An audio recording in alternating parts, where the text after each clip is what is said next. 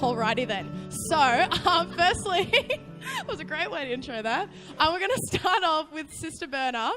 And, she's just going to tell us a little bit about her life and her fancy dress code that she's got going on. And, I'm just going to let her explain it. So, round of applause, Sister Berna. Hello, well, it is lovely to be here. I'm currently from Melbourne, so you can probably blame me for the weather, do you think? Yeah, I brought it with me. My name's Berna. I'm from the Missionaries of God's Love Sisters. It's my 4th year with the sisters, so I just took my initial vows back in February, so that was a bit exciting. And I originally hail from Adelaide, but I've lived in Sydney and Canberra with the sisters as well, and now down in Melbourne. So I guess what I wanted to do just with a couple of minutes tonight, I just wanted to tell you a little bit about how I came to go from being a single woman. I was 28 when I joined the sisters, so lived most of my 20s as a single woman.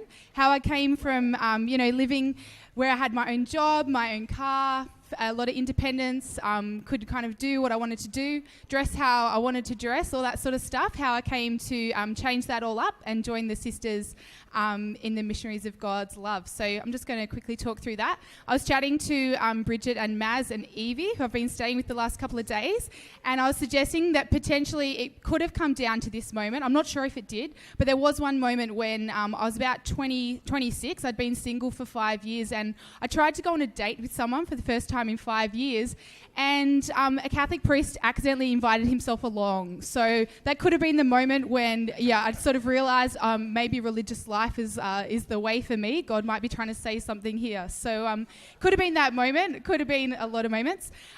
Basically what happened in my particular story is that I grew up Catholic, high school, primary school, youth group, all that kind of stuff. But it wasn't until I went to a World Youth Day that I really started to take my faith seriously. And there was a particular moment at that World Youth Day as well where I just felt like I really said to God, whatever you want, Lord, whatever you want for my life is what I'll do. And I genuinely meant that. I genuinely meant that as a 21-year-old. And I came back. At that point, I just finished uni, so I did marketing and media at uni. And at that point, I came home and started to take my faith a lot more seriously. And I actually thought that was going to mean that I'd travel to South America and be a missionary. That's what I thought I would be doing with my life. But as the years went on, I worked in marketing and admin, and I did a bit of youth ministry. And I didn't go overseas. That wasn't what God wanted for me. And I was living really happily as a single gal until I got to about 26, and I went to 6 weddings in the space of 9 months. Now, I don't know if anyone's had that experience yet, but I don't think anything will make you think about your vocation like going to 6 weddings in the space of 9 months. And it was beautiful. Like, my friends were settling into their vocation, but it was making me kind of question my own. And there was one particular moment where I was at a wedding and I was seated on a table of 7 people. So there was 3 couples and myself. And we got to this really beautiful part of the night where the bride and groom dance, and then all the couples get up and dance as well. And I'd never had this experience before, but I was sitting on my own at this table, completely on my own, and looking to my single guy friends all seemed to be on the dance floor or mysteriously disappeared from the room at that particular moment. Good on them. I hadn't thought that one through. My single girls were all not to be seen. And so I had about 30 seconds of pure torment sitting at a table all on my own. And in that moment I really had to admit, I'd lived 5 years as a happily single girl, but I really wanted to think a bit more about my vocation and maybe to really ask God what it was that he wanted for my life. About 30 seconds later, one of my a couple of my friends came up and danced with me, and it was all good from then on, but it was just enough to shake me up a little bit. It's really nice to be here in Wollongong to share this part of the story, is because I actually took that little question onto a retreat at Jamboree Abbey, because someone had said to me, if you want to know the answer to any question, you just have to go on an 8-day retreat. And I do things quicker than most people, talk quicker, walk quicker, eat quicker, all that kind of stuff. I only had 5 days. I was like, I haven't got 8 days for this question. I've only got 5 days. So I said that to Sister Hilda, and she's like, okay, yeah, sure, we can talk about your vocation over the next 5 days. And it was a really beautiful time. And there was a particular moment with Sister Hilda where she was asking me about my vocation, and she sort of said, well, what would married life look like? Let's look at that. And I thought a lot about marriage. I thought a lot about wedding dresses and bridesmaids and cute men and all that kind of stuff. But in that moment, in her little office, I couldn't come up with an answer for what I wanted out of marriage. I was just blank. And I had no idea why that happened. And then she asked me about religious life. What would religious life look like? And I was like, oh. And I just like word vomited all over her for about 3 minutes. I was just like, well, it looked like how I'm living now. Like I live with other young women and I work in ministry. Like I work at a school and, you know, I really love working with young people. And I just love being so available to just go wherever, you know, God wants me to go and I can travel and la, la, la, la. And I just couldn't stop talking about religious life.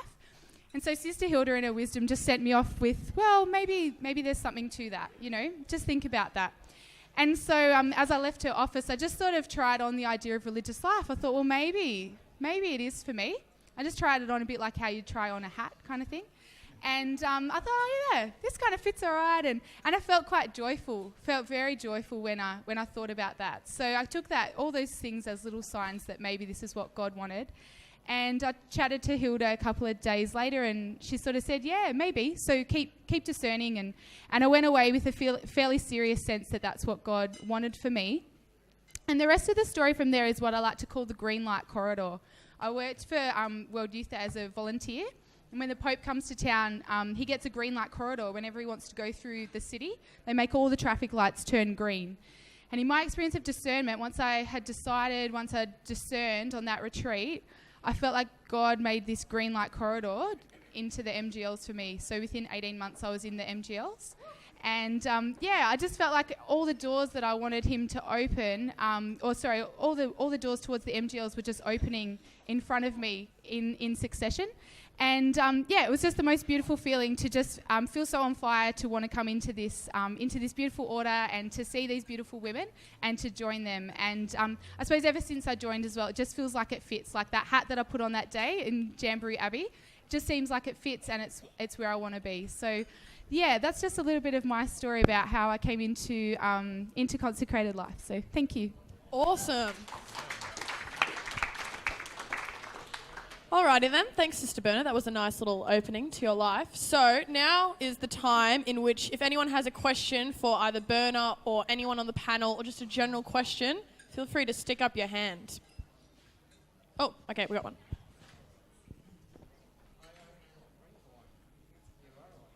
Alright, Spencer. What aspect of your lifestyle do you struggle most with? All right, so it's what aspect of your lifestyle do you struggle with most? Does anyone in particular want to answer that? I think it's when Berna had to live with me, that was a huge struggle for me. I think, we live within a community like that. I mean, I loved living with Berna, she was awesome. But I think part of letting your freedom go a little bit, when I lived with people as a single person, I still had my own independence and did whatever I felt like and then told them later. But in the sisters, what I do really matters to the whole good of the whole sisterhood, as we call it. So life in the hood means it's not just my life anymore. It really matters what I do with it. And I found that really difficult. And I still do, because I like doing whatever I feel like doing. So to constantly let that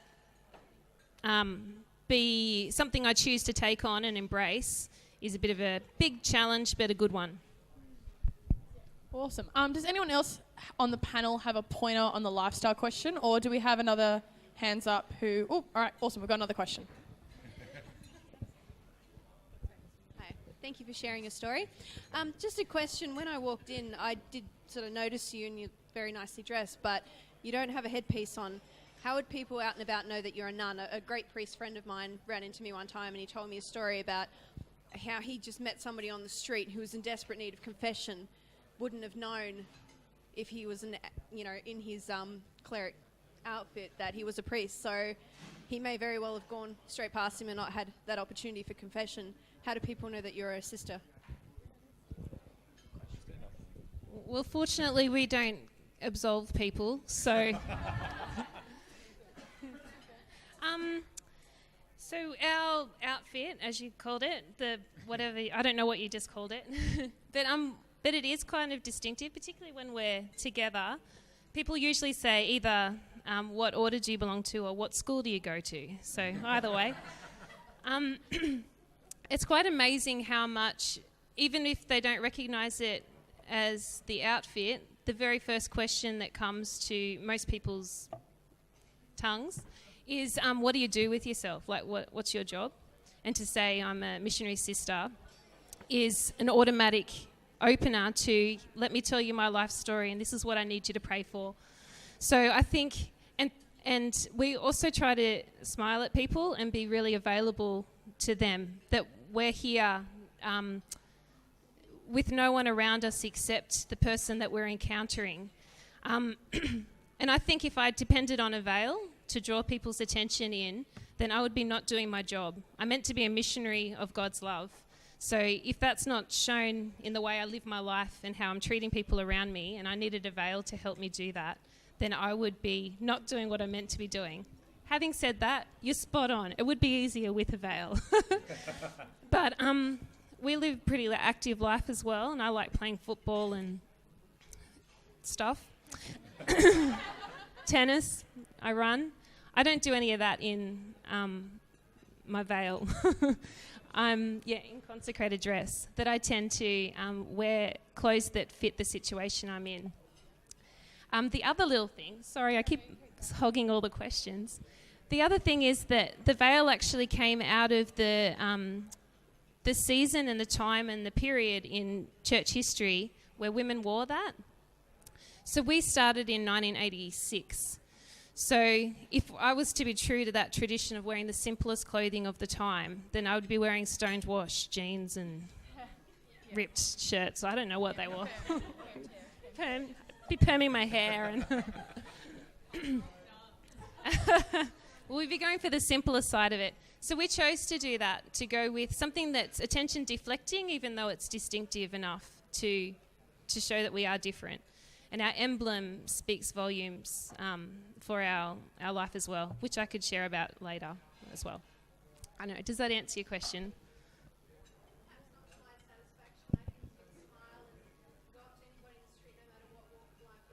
Yep.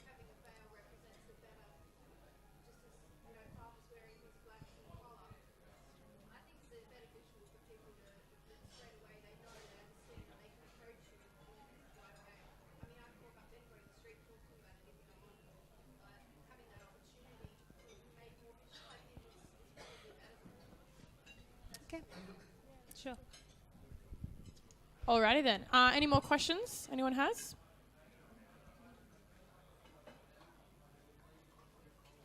Yep, all right, got one over here. Thank you. I do have a bit of a mouthful of salad, so bear with me. So, anyone answer this? There's a question within a question, first of all.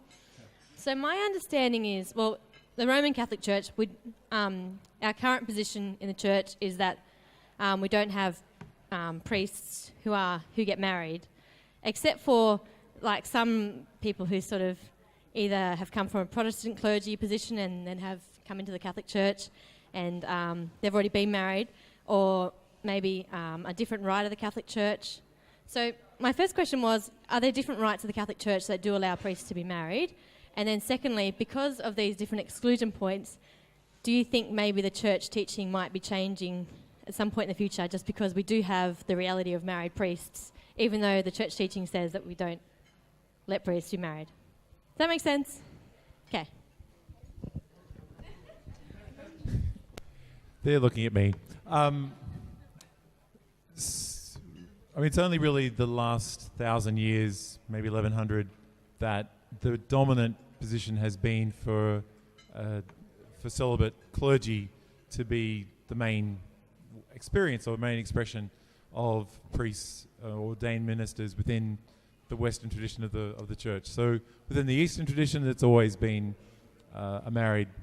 Well, there've been two kind of experiences. So there's been the monastic tradition, so they always were single but living in community, and then a married clergy, so living in their families.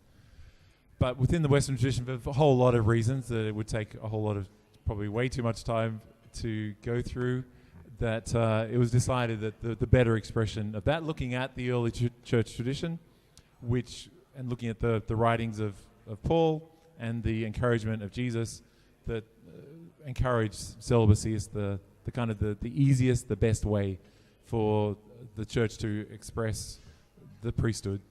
And it certainly, for me, it makes the whole ministry a whole lot easier in the sense that I'm more available. So I think that's the key kind of experience of what celibacy is about. I have mates who are ministers in other churches, and they have to live in a very different way to me, because they have to commit themselves to their family, to their wives. They have to be available to them, as much, if not more, than their availability to the church. And so it's, all of that. I can't remember if part of your question was, how does that make me feel about other priests who are married being part of it, and the kind of expression of, will that change the teaching of the church?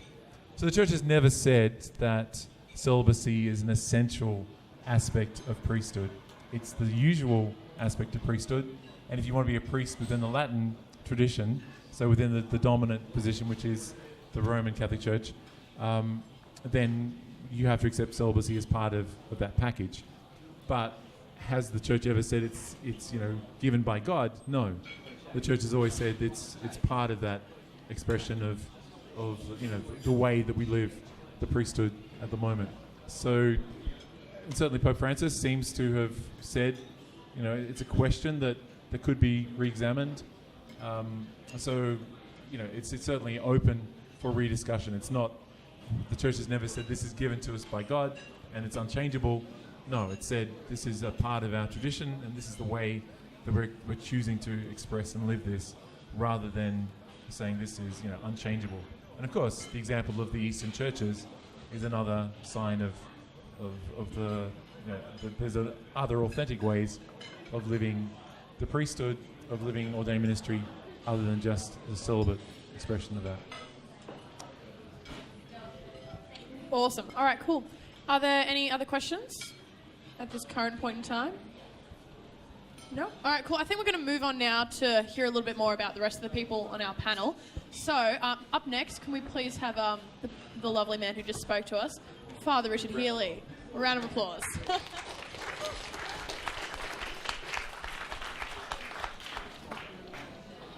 Yeah.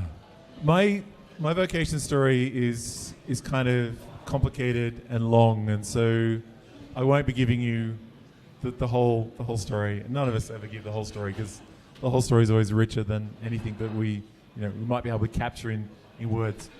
But then when you were talking about just that moment when you were kind of just wondering about your life and how do you live it the best, I think that sense of passion kind of came out. And I think for me that was the moment in my life when things started to aligning. Never thought about the green light corridor before, but it's a great image of that whole sense of what are the passions, what are the desires, what's the hunger that you have. The question earlier was about the sense of frustration. What's the kind of the thing that's not coming together? And I was thinking about that this morning during Mass, that the Acts of the Apostles this morning is from Acts 8, which was this story of the church being persecuted. St. Stephen has just been martyred. And it's only then, even though they've received the Holy Spirit and Jesus has ascended back into heaven, it's only in Acts 8. So years after all of those incredible events, that the disciples, the church, actually respond to this call.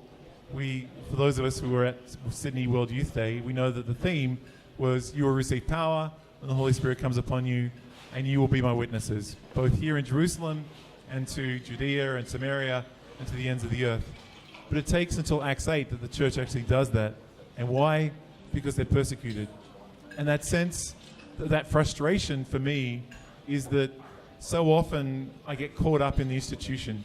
I get caught up in just living a life that isn't the full expression of what I want it to be, of being in a place where I am able to share so easily about the love that captured me, the love that just caught me off guard so completely and so totally on the day that I met the Lord. And that's the day that everything in my life just changed. You know, it was just an ordinary kind of life. And then the day that God entered it, not as an abstract concept, not just as a theory, but as a lived reality of a person that I knew and met as Jesus. That it was in meeting him that everything in my life began to open up into the possibilities of living other than just for Richard. It was the possibility of living for something so much greater and so much more wonderful. And that's the first kind of sense of that call to something beyond just myself, which was the call to live for greatness. Not that I'm great, but that I'm living for God, and God certainly is rather great. So it's that sense of being a disciple, of being a person who responds to the call of God. And that's my sense of vocation, my sense of purpose of call, was living the way that I was created, living the way that the gifts and talents and the nerdness that I personify, and being, you know, able to geek out at every point, and living in my priesthood in the midst of all of that, living simply, authentically as Richard Healey, but as a priest, and calling in the midst of all of that to follow God and to live for God. That's totally not what I thought I was about to say, but that's also good. So anyway, I think that's enough for the moment. Okay, awesome. That was great. Thanks, Richard. Alrighty then, so once again, any questions for Father Richard or anyone? Hands up. Whoa, we got two really quickly. We got the first one and then we'll do one afterwards. Thanks. Hi, so I'm going to ask a rather controversial question. Huh? Yeah, so how have the findings of the Royal Commission affected you personally?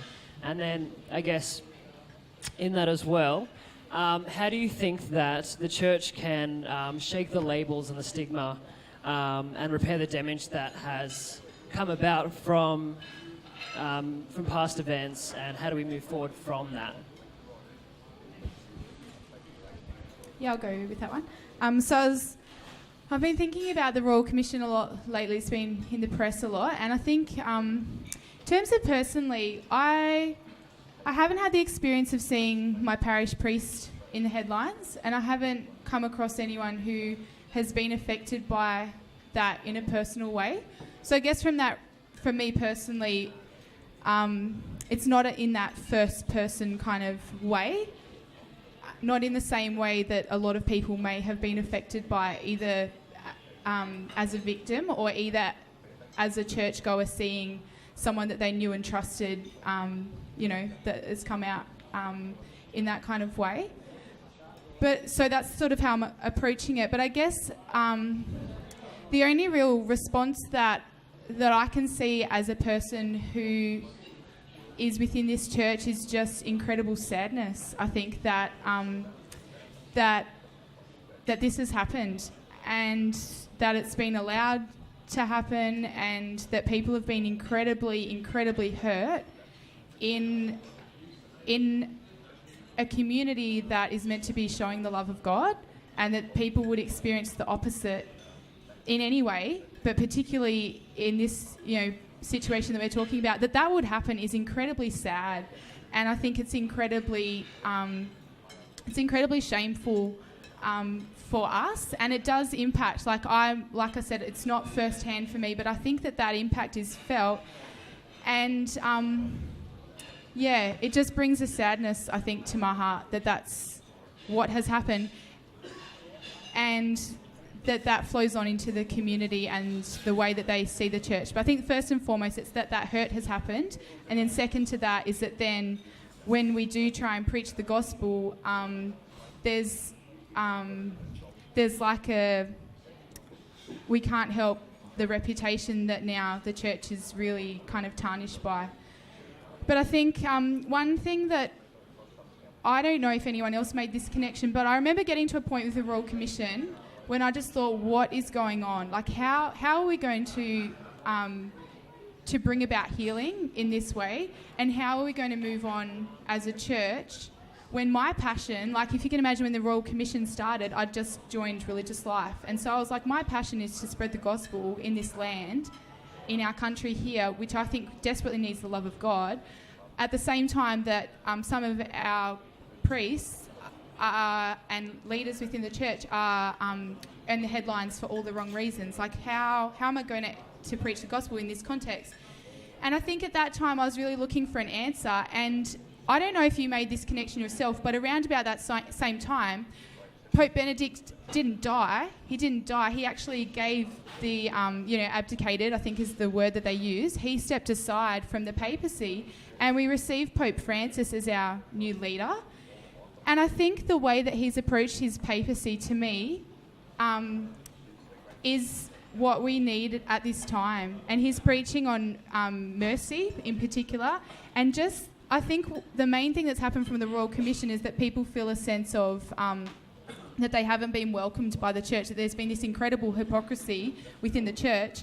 And I feel like that Pope Francis may be the antithesis of that, that his and it's not all about public image, but what I'm going to say is his public image is amazing. Like that the media welcomed him with open arms, but that's not a fake thing. I don't think that's a fake thing. I think that's an authentic thing of what he's doing. And that the Holy Spirit would bring about such a leader in these times, I think is an incredible, hopeful thing for us. And I think that we can take, if we follow what he's doing in the church, the Year of Mercy in particular, but also just the way that he's saying we're sinners in this church. When someone asked him, who is Pope Francis, or who is, however you pronounce his name, Jorge Bergoglio, he said, I'm a sinner. I'm a sinful man, but I'm a redeemed man. And that seems the theme of his papacy. And we can say that now. People know we're a sinful church. They know that now. Everybody knows that we're a sinful church.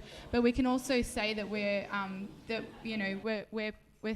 praying for redemption as well, if that makes sense.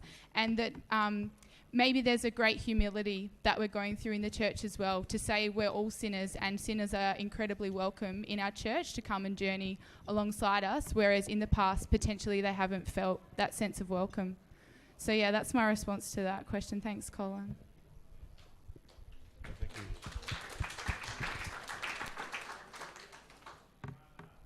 you. The commission has been devastating, not because of what has been revealed. That's the devastating part is the reality of what happened. The good thing is that there's been a freedom to talk and to share about such horrors, about such terrible things, hopefully of the past. And for me, it was all somewhat abstract until I started getting people turning up at the church office and just saying, Father, can we talk? And when they told their stories and the devastation of what priests and others had done to them, and my heart just broke. And often I would just weep with them and express my sorrow. But the horrible thing was that was often enough for them, that they were so grateful that I cried and that I said sorry. And they said that was all we wanted for anyone to say. Awesome. Thanks for sharing on that, guys. It's a touchy topic. All right, so we have another question up the back here. Do you still have a question before? Awesome. All right, here we go. It feels a little bit inappropriate in light of how deep that question was. It really does, actually. What I was curious about was that I work at a university, and one of the things I struggle with is, I suppose, promotion and, kind of going to the next step and that sort of thing. And I know this is a very light-hearted question, but Father Richard, do you aim to one day be a bishop? Sisters, is there kind of a next step up? Do you kind of view it in that same kind of way? Would you like to take on that responsibility?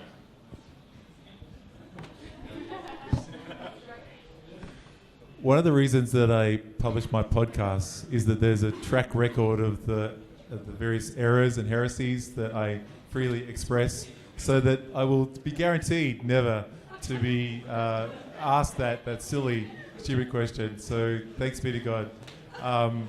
No, I couldn't think. I mean, I look at Bishop Peter and the way that he's just torn in so many different directions and making himself so available, which is so honourable, but just thinking, oh my gosh, it's just no.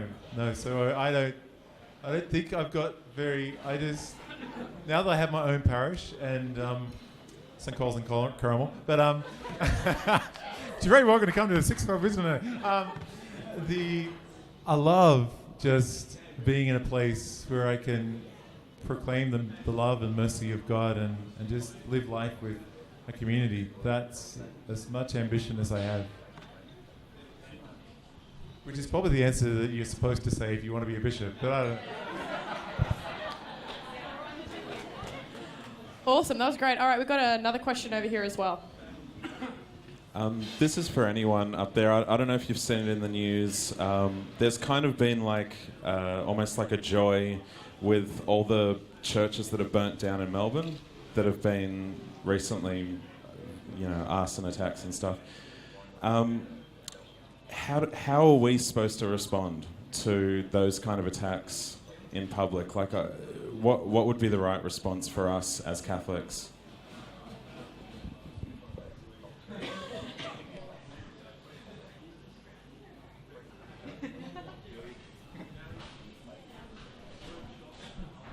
I mean, I think we still need to cop the medicine, or we need to be humbled. We need to be persecuted. We need to acknowledge the depth of hurt that the church that we're part of has caused. And that means that this will continue. When I was a seminarian 20 years ago,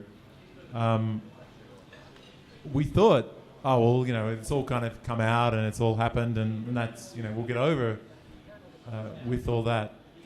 But no, it's going to take generations to deal with the wounds and the level of sin that we allowed to continue in the name of protecting a freaking institution. Seriously? I mean, so we will have to face the results of that. But I don't think that's a bad thing. When the church has been strong, God has been weak in the midst of that church. We haven't relied on God. We haven't allowed God to be the one glorified. But if the church is to be the church that it's called to be, we have to let God do the work and not just certain cardinals and the official and the wealth of the church. All of that is just scubala, rubbish in comparison to this unsurpassing joy. So we need to keep copying it. Awesome, that's great. All right, keep firing at them, guys, because we actually have another question over here as well. No, it actually goes along with Pete's. With that, the congregation that would have gone to those churches, obviously they'll be disheartened. And how would you keep them together and keep their faith alive after their churches have been burnt down? I guess, I don't know. I don't know if you ever learnt this. We've been sort of saying this in Catholic primary schools and right from the way through, that it's the people that make the church, isn't it? That it's... I know people who were married in that church that was burnt down, and that they're sort of... It's quite sad. I saw some on Facebook, that there was people saying, good, there's bad memories associated with that particular church. I'm glad it's gone, that maybe there'll be healing from its destruction. But also on the other side, there's a community that have lost so many memories and so much of that, so that they would be hurting as well. But I guess that would be my response. I know that sounds like something nice that you were taught in year 3, but maybe this is a time when we need to live that when churches are there's destruction in churches for any reason, that we're that's the people, that we're bigger than the building, that it's the people that really make that that church. And maybe even like what Father Rick alluded to before, that it's a time for talking about it then, isn't it? When you can't ignore the history when it's in the headlines, that it's a time for people to really discuss and for there to be openness and honesty, and then maybe that will help to rebuild and to move forward. So yeah, that's my perspective anyway. Awesome. All right, cool. And we've got another question over here.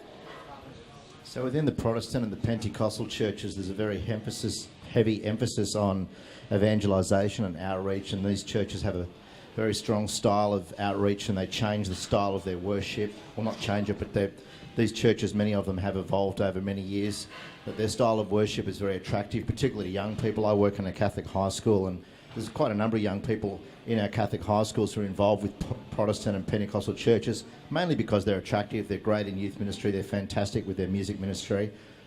As a priest, Father, how do you find each Sunday, when you look out at your congregation, I guess my overall question would be, what do you want from us as the laity? What is it that you expect from us as the laity? Because I know that you've seen in many other Christian churches and other expressions, there's a really strong and exciting sense of growth and ministry and outreach and evangelisation and opportunity to grow the church. What do you see when you look at our climate, say here in Wollongong, and what sort of hopes do you have for us as the laity of the Catholic Church? Some of it is very simple. Like, don't sit on the end of the pew.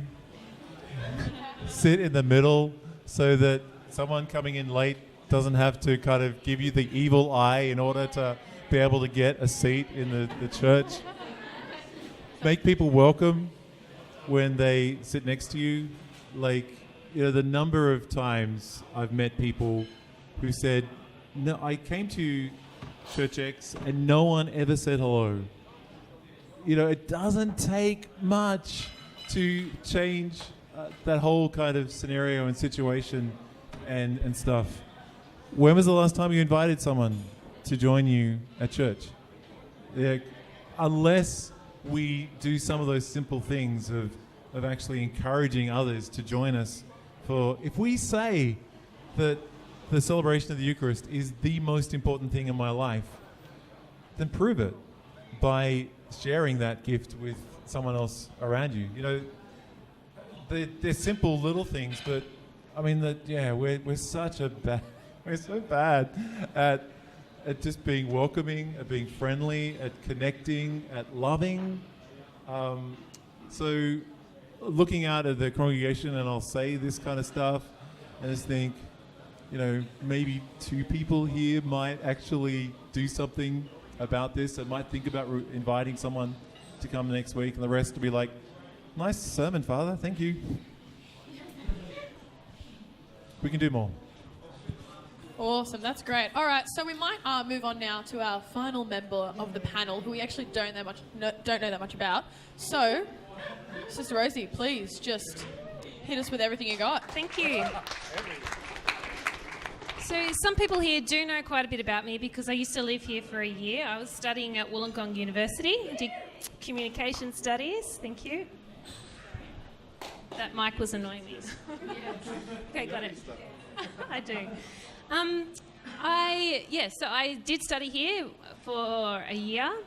Prior to that, I had done a year with Net Ministries. I went around up in Queensland running retreats for young people. Prior to that, I had my conversion because I used to be quite at home in pubs. I used to go to Mass on a Saturday night so I could get plastered on a Saturday night and not have to wake up and go to Mass. I still fit in Mass into my weekly schedule, but I was definitely not living my life as I realised a bit later I should have been as a Catholic. I found that I grew up in a Catholic family. There's 9 kids, so pretty Catholic. I'm the 7th, which is a holy number, apparently. 7th of 9 kids, so I was trying to stand out a little bit from the crowd. I did that, I don't know, I tried in many different ways. I could never compete with them intellectually. I was the dumb drum, that's what they called me. Thank you. I know. Okay, don't call me that forever now. Okay, thank you. But I really did want to stand out, and I wanted to be considered special. I wanted to earn whatever love I could in the family. So I was really good for my parents, really bad for my friends, really good for my teachers, and as good as I could be for God, who saw the whole thing. In about year 12, I realised I couldn't hold all of that stuff together. It was starting to go pretty pear-shaped. I couldn't get the marks I wanted and the party life I wanted and the good reputation with my parents that I wanted all at the same time. So I decided pretty, not wholeheartedly, but that I wanted to make God's opinion the only one that mattered. Ultimately, that was where I was headed to anyway. He was the final judge, not any of the rest. So how could I make his opinion matter the most? But I had no idea how to do that until I went to a camp at the end of Year 12 called Summer School of Evangelisation, which I now help to run. There's a little plug for you. And there I encountered Jesus in a really powerful way. Like he leapt out of the sacraments and out of the Bible in such a profound way that I thought, this is what I've been waiting for. I've been waiting for my faith to become real. And that I've got someone companioning me, walking with me in every moment of my life. And his is the opinion that I was seeking to impress, that I really wanted to have at the centre of my life. And with that came a realisation that I was deeply loved. Didn't matter whether I was standing out from the 9 kids. It didn't matter whether I was pleasing everyone, that I was deeply loved as I was, as a sinner, as a trying hard to do everything type of person. And I thought it completely changed my life. I was able to live with a real freedom from that camp onwards. But I thought, about the same time, this is not fair that I would know all of this and other people don't. There's like an unequal faith distribution in this world. I'm going to do something about it. I was seriously a call to mission right from day dot, that I have to tell other people about this. It would be rude and wrong and unjust and bad if I didn't tell people and invite them into this relationship with Jesus. So at first I thought that was a call to any sort of mission work, lay missionary work. And I helped with some retreats around my diocese. And then I served with Net Ministries for a year. And then at the end of that year, people were going, as they do, you're going to do a second year. And I was thinking, no, I'm going to do the whole of my life. And so from then on, I was sort of looking for a way to really give the whole of my life. Whether that was in marriage or in consecrated life, I wasn't sure. All I knew is that I wanted to spend my life drawing people into the love of God. I remember very clearly a prayer time where I thought, Lord, I do really want to experience being loved by a guy to the point where he is at my feet kneeling there asking me to be his wife. I want the proposal, Lord. And then I was like, I don't really necessarily want to marry him. I just want to know what it feels like to have someone at my feet. Amen. That was a prayer time I had. I'm taken now. I really wanted that because I guess it was... Anyway, I don't know why I wanted that, except most girls want that. Anyway, the very next day in my next prayer time, I opened my Bible and it happened to fall to Isaiah 62 verse 5, which is, as a young man marries a virgin, so your God will marry you. And as a bridegroom delights in his bride, so your God will delight in you. And I realised that was my proposal, that it was actually Jesus on his knee in front of me, and it really mattered what I said as well, asking me to be his completely. And yeah, it was a bit full on.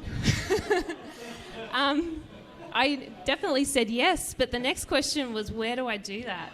You can't just be a diocesan sister. You have to actually join a group. So I was looking for certain characteristics of an order where I could evangelise, where I could live the whole of my life, where I could express my Eucharistic, charismatic, Marian spirituality to its full, where I could particularly serve here in Australia. I thought, when I see my age group doing what I used to do as an 18-year-old, when they're 40. I said, there's something wrong here. They've missed there's 20 years worth of their life wasted, let alone the rest of their lives, when they could be living completely a full life, knowing how loved they are and cherished they are by God. I want to do something here in Australia. So the MGL sisters started ticking all those boxes in my mind, and I ended up joining them, funnily enough. So I think what I can see really clearly when I look at my life is that it was God choosing me right from the start to be his and to be used by him for his kingdom and for the gospel to be made known throughout wherever I go. And I felt that so strongly that it wasn't just me making up my own mind, but him choosing me, that I put it on a ring. Put a ring on it. Put it on a ring. So in my ring, engraved inside is, I chose you, from John 15:16. And one of my brothers, when he saw it on my final vows day, he went, I chose you. John? Who's John? That's it. That was such a great way to end it. Thanks, Rosie. All right, so before we kick into any questions, what we're actually going to do, considering Sister Rosie was the last person on the panel to introduce herself, we actually don't have much time of this evening left. We still have about half an hour, so we're actually going to take a short break. And in this time, I want you guys to get up, grab another drink, grab some more food if you want, but really think about maybe some questions that you really want to ask the panel, like, some big stuff. So brainstorm it with the people around you, try and think of some questions, because when we come back, that'll be our last bracket of questions for the night. So mingle. Thank you. Thank you, Leanne. Alrighty then. So firstly, thank you for everything you have done thus far. I think they've been rocking it. There's been a lot of different questions, and I'm really appreciating how you're doing this. So to move on, this is our last bracket of questions, and we have about 15 to 20 minutes or so of questions. So hands up who had any questions burning on their heart that they wanted to talk about. Whoa, 2 hands went up. All right. Oh, 3 hands went up. All right, so I'm going to go to the first one over here. I'm sorry, there's one over here first. Yeah, there was. All right, Tara. Oh, hey guys, thanks so much for your answers so far.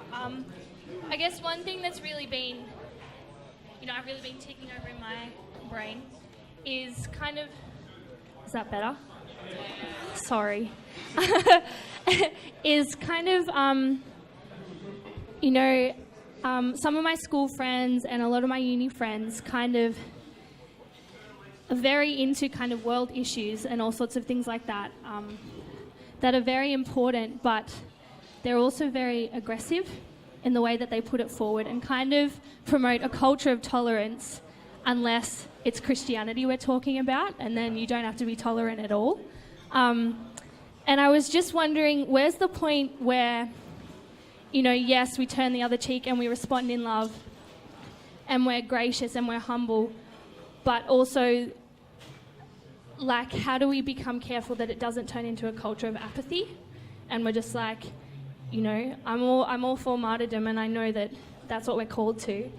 But is there a point where we say something and we respond in, it's almost like an evangelistic way of saying, well, you think this way, but I believe this and I know it to be the truth, just like you know something to be the truth? Like, how do we respond and not be apathetic? Sorry for the really long question. I think another word for love is truth. So to hold back on what is the truth because of a misplaced fear of rocking the boat or offending somebody or making people uncomfortable, I think you're robbing somebody of an essential thing that they need, which is the truth. And if you know it and you're educated and you're informed and you know what the reasons are for certain tenets of Christian faith, then give it. And regardless of how that might be received. I mean, do it in a loving way. Don't go, well, stop you, here it is. But continue, because if if love is what is calling you to say absolutely nothing and to let them mock what we know to be the truth, then we're holding out on them. And regardless, if you've, I don't know whether you've read many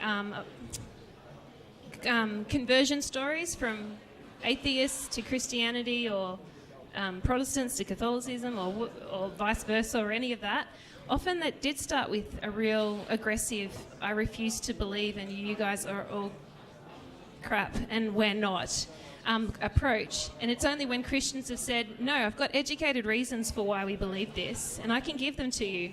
Or I have no idea why, but I firmly believe it, and ask Father Richard because he knows the answer.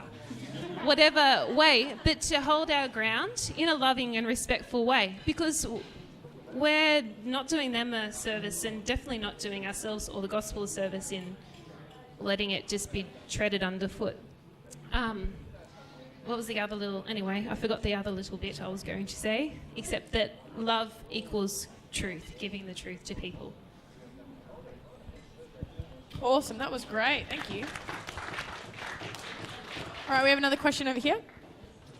So I was wondering before, when we were talking about the commission and how you respond to people that are coming towards you, do you receive any sort of training leading up to your practice, I suppose, in how to work with people, how to work with their trauma or work with their life story?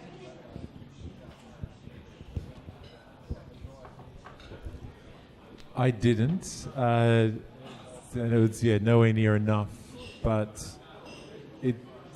the only response I could give was just the human kind of grace-filled response. So I think now that there may be, like in seminaries and houses of religious formation, there may be a bit more looking at more appropriate ways of the whole thing. Obviously just creating safe environments for children and for all those that are vulnerable and so forth. But I think we're certainly getting better at that side of it, at ensuring that we have safe environments for everybody. But I don't know that there's any appropriate, like how do you deal with such levels of grief? I don't know if there's any kind of way to train someone to appropriately deal with that, apart from hoping that they're good human beings. I can never. Grace builds on nature. So grace is always, like, as Catholics, that's one of our profound insights, is that it's not grace standing opposite or standing, completely divorced from our humanity. I think that's one of the reasons that the sexual abuse kind of happened, that we forgot that. We missed that sense of connection, that the first way that you could be a good Christian was to be a good person. We forgot that sense of connection, and we there was all kinds of stuff that happened before the council began to do its work of really reinvigorating the very heart and soul of the church, and that obviously still needs to happen. I'd say the other little bit that we get trained into is to know our limits, but I'm not a trained counsellor. So I can listen to people initially, but then it's always to refer them on. And that's hopefully what everyone in this room would do if you're not a trained counsellor. If you are, go for it. But not having the skill set that I need and not having the chance to build up that skill set yet, then I will refer them on to people that can help. But to begin with, so we are trained to listen in the first part, and then to either take them to somebody that would help or to refer them on to somebody else. That's our training. Awesome, cool. Any other questions? Oh, all right, one right here. I actually have two, so I'm going to be really bad and hold the mic for a bit. Oh no, look at me. My first question, I suppose for any of you to answer, but maybe directed at the sisters. Oh, sorry. Can you hear me? Use a louder voice. Okay, there we go. How do you respond to the debate regarding sort of women in the priesthood, and how, I suppose, from a theological but also from a personal sense, so maybe a little bit directed at the sisters, but I suppose Father, you could also answer that as well. So I guess, I don't know, did you catch that? It's about women priests. Yep, so personally but theologically as well. So I guess from my own perspective, personally, I've never had a sense of, this might sound strange, but I'm going to say it anyway, I've never had a sense of call to the priesthood, if that makes sense. Like I know some women who have felt that is a ministry that they would like to do.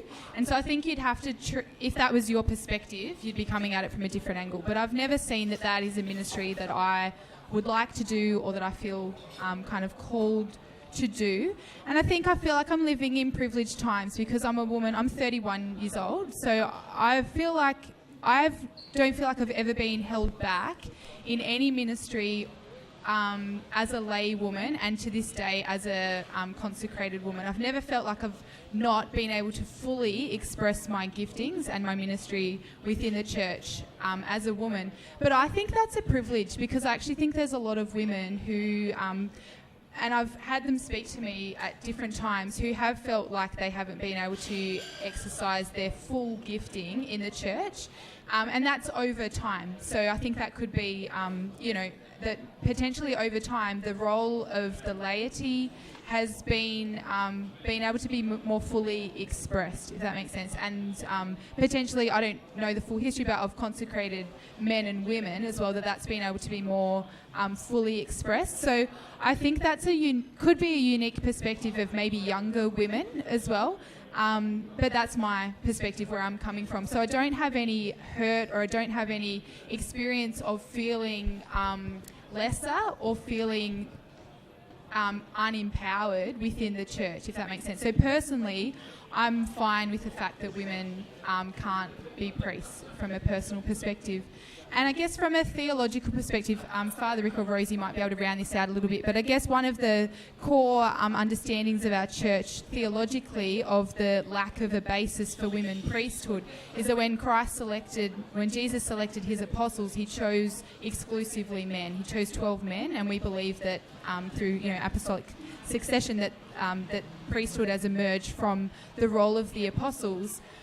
And I guess for me, and people say that he could have chosen women, that he was unencumbered in every other way, that if he wanted to, he could have chosen women for that role. And I look at the role of women in Jesus' time, and I'm actually quite amazed by the role that they played then. So Mother Mary, for example, was the first evangelist. Like, I've heard that the visitation where she ran and told Elizabeth about Jesus within her, that was the first proclamation of the gospel, and that was from a woman. And when Jesus appeared at the resurrection, he, the people who would then go on to share of his resurrection, which is, I don't know if it's the right word, but it's like the bedrock of our faith. Yeah, their proclamation that he was alive, that came from women. And so I think there's been significant roles that women have played within those times that's quite complementary to the role that the apostles played at that time. So I think going right back to there, women were central to the proclamation of the gospel, and I would see, from my perspective, I can see that being played out today within the church.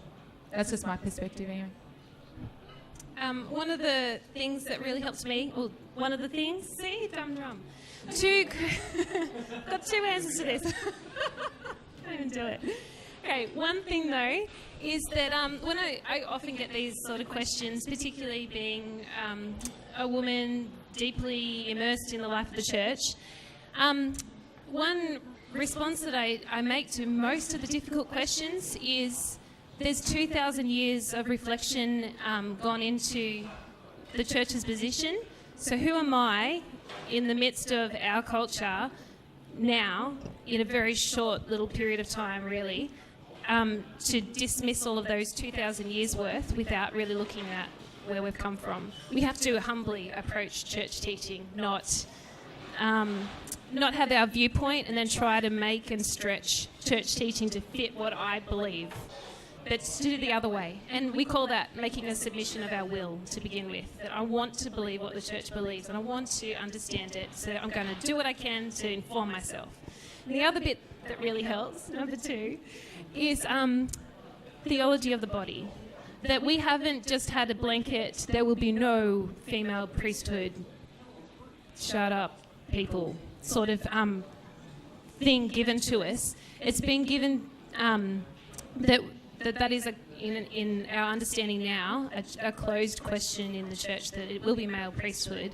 But we've unpacked all of that. Well, St. John Paul II unpacked a lot of that in Theology of the Body, about the deep beauty and need for masculinity and femininity, and that there was no mistake that Jesus was male, and that his very masculinity has a whole lot to do with the sign of a priest standing in the person of Jesus before his bridegroom, the church, which is feminine in the way that it receives the bridegroom. And I could go into a whole lot of Theology of the Body stuff, but it's just it's changed a lot of our perspective if we allow our minds to come openly in order to take on the truth and the beauty of what our church actually teaches, not what we think it teaches in its patriarchal blah blah blah stuff. Awesome, that was great, thank you. All right, so we've got time for round of applause. Thanks, Spencer. All right, we've got time for one more question, and it's hands up at the back. So last one.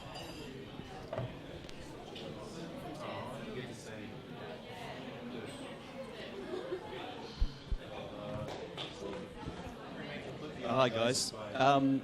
So my question is about comparing moral values and two different political platforms. And I realise I'm a few weeks late on this because we've already voted. But if two proposed platforms are not in complete agreement with Catholic values, is it better not to vote, or to vote for what one consider a lesser evil? And a second question, which is attached, is generally speaking, economic inequalities, including access to basic healthcare and education, does that have a deeper influence when voting on the common good, for example, over abortion and contraception issues? What a question. We just say, I'll just say, this was a really hard election for me to vote in. I don't know, like, they're all terrible, let's face it.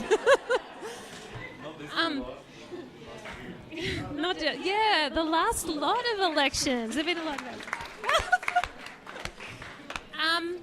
I go for the lesser of two evils approach, but I also think, this is my personal opinion, not church teaching, my personal opinion is, if we're not voting on the life issues, then who is? And if we don't, because everyone cares about, economics. Everyone cares about the state of the economic welfare of people. So we can trust that the common good is going to be hopefully represented in the greater majority of Australian society. You can hope for that. Whereas if we're not speaking up about the dignity of human life with our votes, then I don't know who is, because that's deeply entrenched in our belief. However, having said that, the dignity of human life includes economics. So it should be very obvious who we will be voting for, because it should be policies covering all of that. Unfortunately, it's not like that. So for me, when it comes down to, do I go for economical welfare or life issue stuff, I go for that one because I care a lot. Not that I'm telling you who I voted for, just not the Greens. In fact, our parish priest said, I'm not telling any of you who to vote for, but if you do vote for the Greens, I expect you in the confessional about 5 minutes later. Alrighty then, what a note to finish on, am I right? Okay. So big round of applause for everyone, that was fantastic.